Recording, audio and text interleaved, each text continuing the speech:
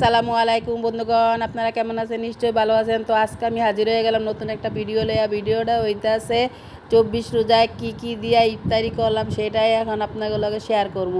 এই তো এইখানে লুডুস রাইন্দা লইছি আর এক প্লেটে ফ্রেঞ্চ ফ্রাই বানায় লইছি আর এখানে একটু চিকেন ডারে ব্লেন্ডার কইরা লইছি চিকেন পাকোড়া বানানোর লাগিয়া। এই তো এক এক কইরা তেলের ভিতরে চিকেন পাকোড়াগুলা সাইরা দিতাছি। এখন এইটারে আস্তে আস্তে করে উল্টায়া পাল্টায়া ভাইজা লমু, কারণ সব সময় এক ধরনের ইফতারি খাইতে ভালো লাগে না। তাই আবার এই 24 রোজায় একটু ভিন্ন ধরনের ইফতারির আয়োজন করলাম।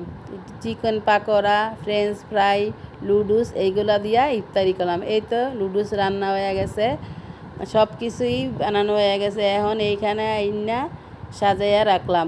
এই তো ফ্রেঞ্চ ফ্রাই এক প্লেটে, আরেক প্লেটে চিকেন পাকোড়া দেখতেই তো পাইতেছেন, আরেক প্লেটে কলা, আরেক ফ্রিজে খেজুর, আরেক প্লেটে শসা কাইটা রাখছি আর ওই পাতিলে ট্যাং গুলাইয়া রাখছি।